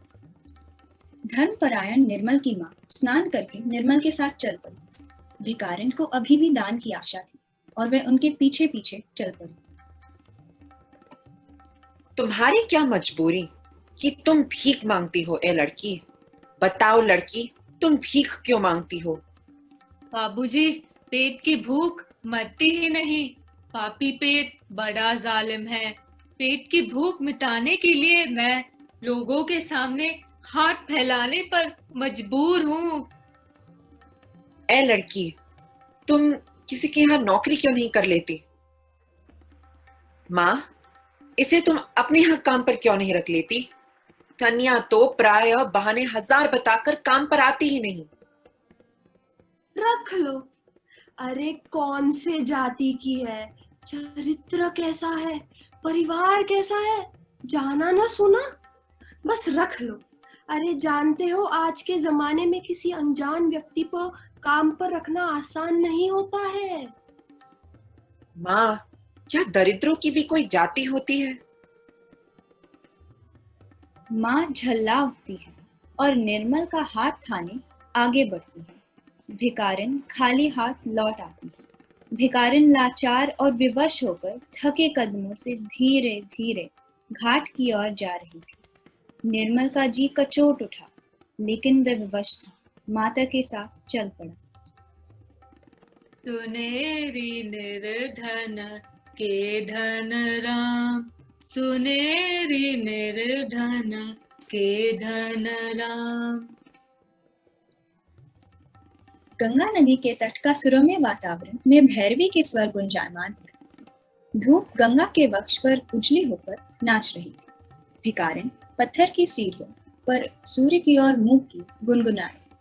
निर्मल आज अपनी भाभी के संग गंगा स्नान करने के लिए आया। गोद में अपने 4 वर्ष की भतीजी रीमा को लिए सीढ़ियों से उतरता है। अरे निर्मल भैया, आज क्या तुम भी गंगा स्नान कर पुण्य संचय करोगे? क्यों भाभी, जब तुम इस छोटे से बच्चे को इस सर्दी में नहला देना धर्म समझती हो, तो मैं क्यों इस पावन जल में डुबकी लगा पुण्य पाने से वंचित रह जाऊं? निर्मल जैसे ही नदी की ओर जाने के लिए उद्यत हुआ, तभी वह बगल में भिखारिन को देख सहसा चौंक उठा, जो वहां बैठी गुनगुना रही थी। ओ बाबूजी, दे दे बाबूजी, तुम्हारा बच्चा फले फूले बहू का सुहाग बना रहे। आज तो मेरी झोली में कुछ डाल दो, मुझे खाली हाथ मत लौटाओ बाबूजी, कुछ तो दे दो।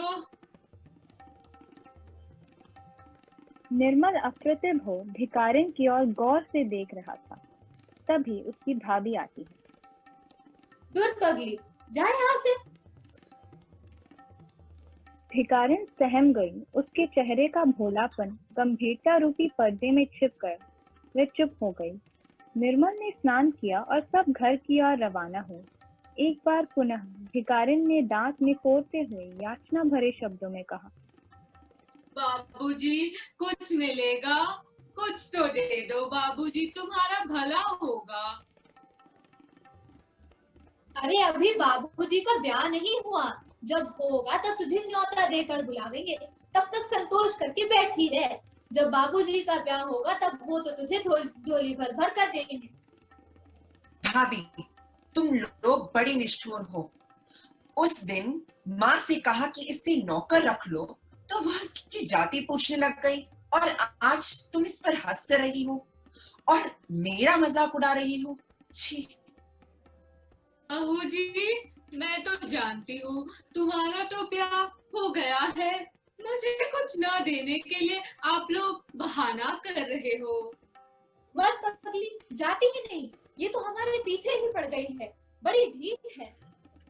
भाभी, उस पर क्रोध न करो। वह क्या जाने, उसकी दृष्टि में सभी अमीर लोग सुखी और विवाहित होते हैं। जाने दो, छोड़ दो उसको उसके हाल पर। चलो घर चले। अच्छा चलो बाबूजी, आज जाके माँ से कहकर इसे तुम्हारे लिए नौकरानी रखवा दूंगी, जो दिन रात तुम्हारी सेवा में लगी रहेगी। तुम व्यंग क्यों कर रही हो भाभी? नौकरानी क्यों? मैं तो आजीवन इसका हाथ थामने के लिए तैयार हूँ। अगर इससे ब्याह करना पड़े तो वह भी कर लूंगा। भाभी अपलक अपने देवर को निहारती रह जाती है। तभी भिखारिन बोल उठती है, रहने दो बाबू, तुम क्या हम जैसों का हाथ थामोगे? हमें दिवा सपने मत दिखाओ। तुम तो हमें 2 पैसे नहीं दे सके, फिर क्यों गाली देते हो? मैं जानती हूँ ब्याह करके निभाना तो दूर की बात है। भिखारिन भारी मन से लौट जाती है। बालिका रीमा अपनी चालाकी में लगी है। छोटी बालिका रीमा माँ के बटुए से दुअन्नी निकालकर भिखारिन की ओर फेंक कर कहती है, लेती जा भिखारिन, ये पैसे लेती जा।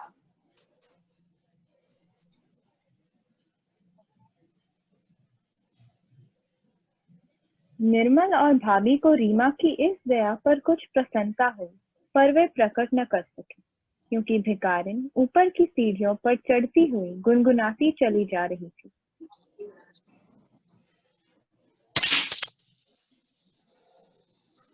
सुनेरी निर्धन के धन राम, सुनेरी। इसी के साथ हम अपने लघु नाटिका की समाप्ति कर रहे हैं। ये कहानी कहीं न कहीं हमारी सामाजिक परिवेश के इर्द गिर्द घूमती नजर आती है। इस कहानी के माध्यम से हम अपने दर्शकों को ये बताना चाहते थे कि गरीबों में भी जीने की लालसा होती है। बहुत ही मजबूरीवश उन्हें किसी के सामने हाथ फैलाना होता है। उनका भी आत्मसम्मान होता है, जिसे इस कहानी के माध्यम से लेखक ने बखूबी उकेरा है। धन्यवाद। क्या बात है, बहुत खूब बच्चों। अपनी लघु नाटिका द्वारा इतना सुंदर संदेश हम सब तक पहुंचाने के लिए आपका बहुत बहुत धन्यवाद। प्रसाद जी के रचना संसार से एक और मोती हमने आपके लिए चुना है। उनकी कालजयी रचना महाकाव्य कामायनी के लज्जा सर का एक सुंदर अंश, नारी तुम केवल श्रद्धा हो, जिसे आपके सामने नृत्य के रूप में ला रही हैं एनटीयू की 2 छात्राएं अनन्या बाले हितलू और ज्योत्सना रामकृष्ण, और संयोजिका है Aruna Singh.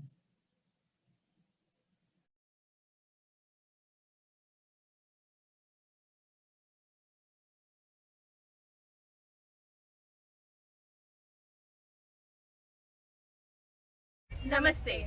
I am Jyotsna and I am Ananya, and today we will be performing to the poem Nari Tum Keval Shraddha Ho, which depicts the trials and tribunals a woman goes through in her life. This beautiful poem is written by the poet Jai Shankar Prasad, and this dance is choreographed by our guru Sadhana Rajaram. Dhanyavad.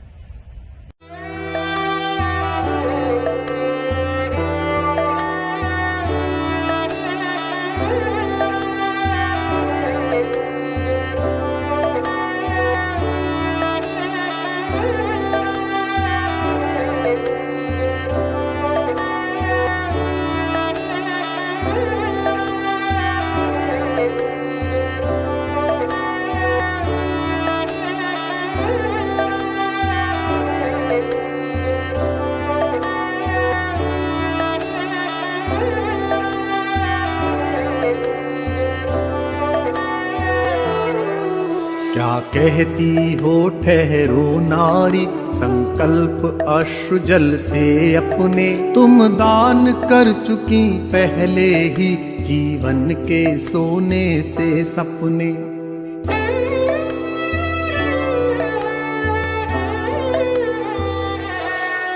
नारी तुम केवल श्रद्धा हो, विश्वास रजत नग पग तल में, पीयूष स्रोत सी बहा करो जीवन के सुंदर समतल में।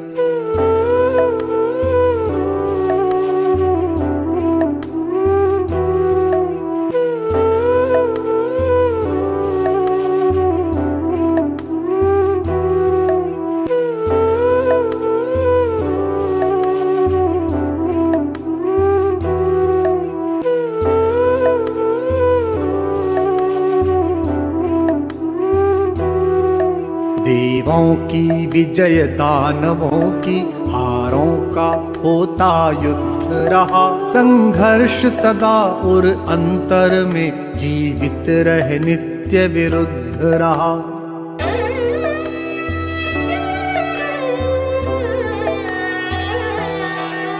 आंसू से भीगे अंचल पर मन का सब कुछ रखना होगा, तुमको अपनी स्मृत रेखा से यह संधि पत्र लिखना होगा, तुमको अपनी स्मृत रेखा से यह संधि पत्र लिखना होगा, यह संधि पत्र लिखना होगा, यह संधि पत्र लिखना होगा।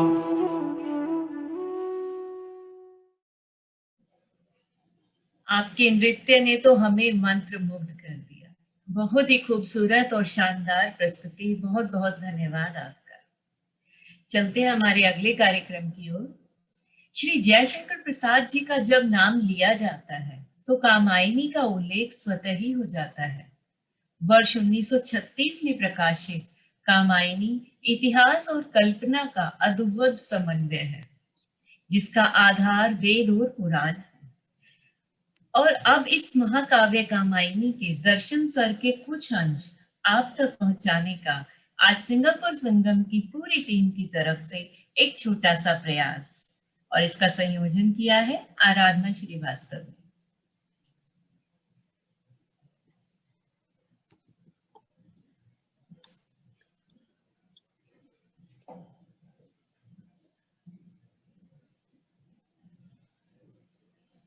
आराधना, आप म्यूट पर हैं। धन्यवाद पूनम। तो हम दर्शन सर्ग की कुछ पंक्तियां आपके लिए लेकर आए हैं। शुरुआत मैं करती हूँ। तुम देवी आह कितनी उदार, यह मातृमूर्ति है निर्विकार, हे सर्व मंगले तुम महती, सबका दुख अपने पर सहती। कल्याणमयी वाणी कहती, तुम क्षमा निलय में हो रहती। मैं भूला हूं तुमको निहार, नारी साही वह लघु विचार। मैं इस निर्जन तट में अधीर, सह भूख व्यथा तीखा समीर। आह चक्र में पिस पिस कर, चलता ही आया हूं बढ़कर। इनके विकार सा ही बनकर, मैं शून्य बना सत्ता खोकर। रहता मत देखो वक्ष चीर, जिसमें अनुशय बन घुसा तीर।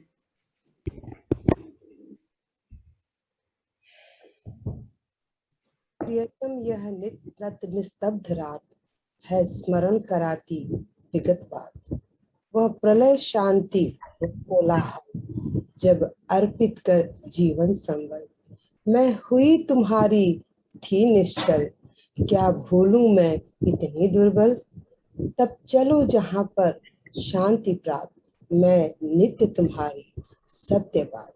मैं नित्य तुम्हारी सत्य बात। इस देव द्वंद्व का वह प्रतीक, मानव कर ले सब भूल ठीक।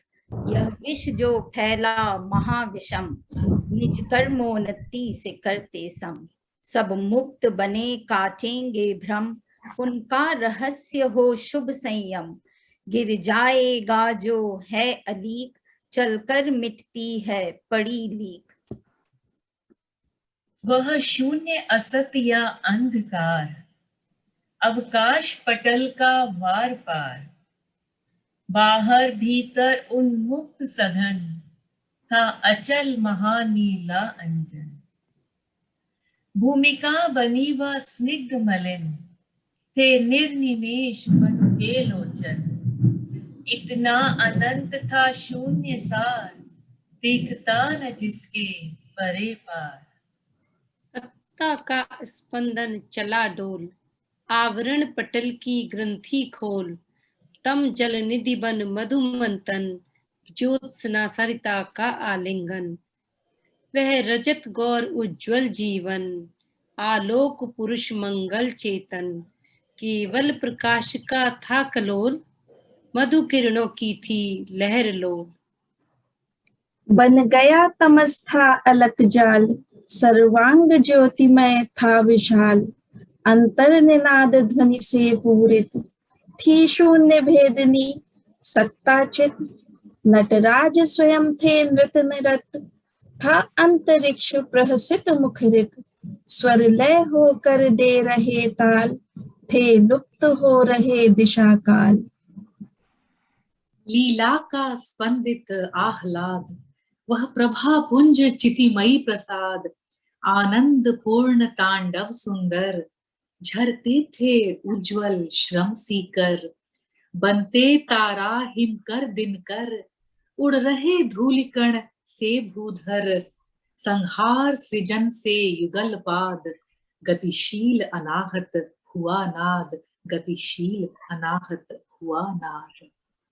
बिखरे असंख्य ब्रह्मांड गोल, युग त्याग ग्रहण कर रहे तोल। विद्युत कटाक्ष चल गया जिधर, कंपित संस्कृति बन रही उधर। चेतन परमाणु अनंत बिखर, बनते विलीन होते क्षण भर। यह विश्व झूलता महादोल, परिवर्तन का पट रहा खोल।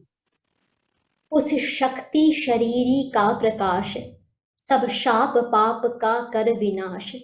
नर्तन में निरत प्रकृति गलकर, उस कांति सिंधु में घुल मिलकर। अपना स्वरूप धरती सुंदर, कमनिया बना था भीषण तर। हीरक गिरि पर विद्युत विलास, उल्लसित महाहिम धवल हास।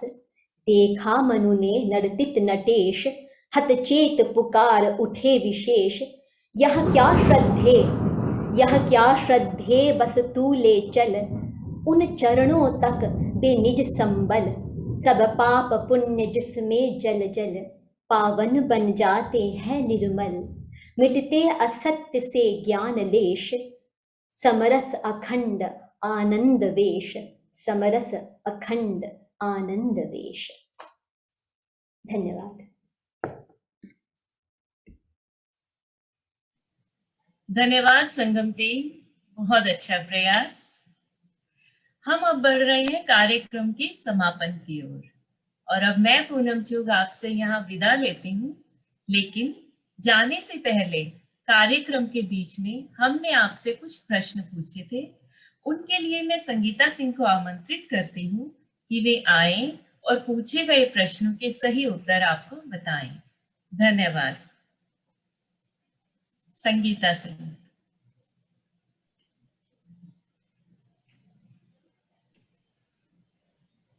संगीता जी। या धन्यवाद पूनम। तो अब मैं आपके सामने पूछे गए प्रश्नों के उत्तर रखती हूँ।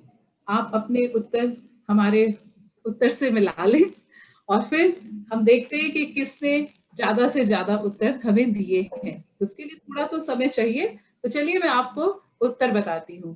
तो हमारे पंत जी के जो पूछे गए प्रश्न थे, उस प्रश्न पहले का उत्तर है कोसाई तत्व। दूसरे प्रश्न का उत्तर है, पंत जी को ज्ञानपीठ पुरस्कार चिदम्बरा पे मिला था। प्रश्न 3, जो प्रथम रश्मि का आना, ये उनके तारापथ से है। प्रश्न 4, 32 पल्लों में संग्रहित कविताएं 32 हैं।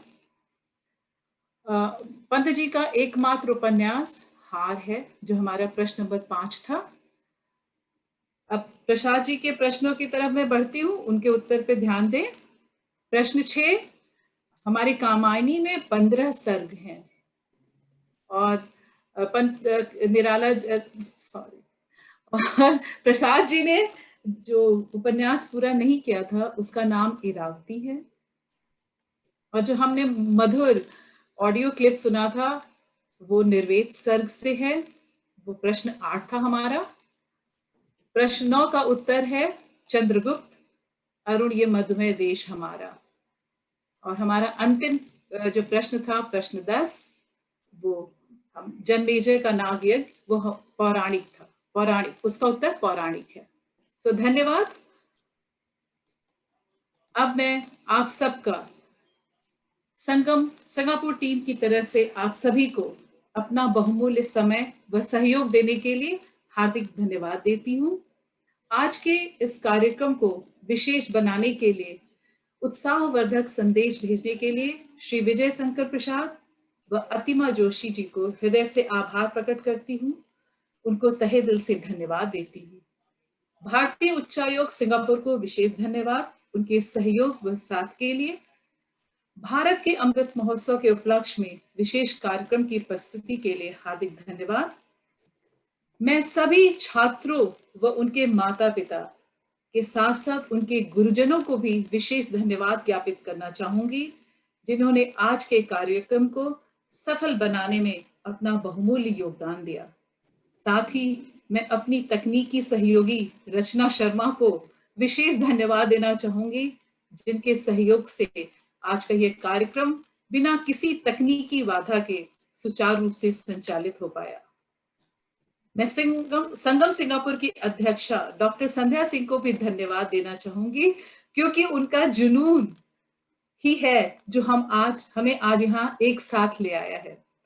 कार्यक्रम को सफल बनाने में अपना सहयोग प्रदान करने के लिए सभी संयोजकों का दिल से आभार। अंत में मैं संगीता सिंह अपने सभी साथियों के साथ आप सबसे विदा लेना चाहूंगी, एक और सफल भविष्य में एक और सफल कार्यक्रम की चाह में। धन्यवाद। शुभ रात्रि। नमस्कार, बहुत बहुत धन्यवाद संगीता। हम सिंगापुर की तरफ से फिर से एक बार आप सबका आभार प्रकट करते हैं और विदा लेते हैं, फिर मिलने के वादे से।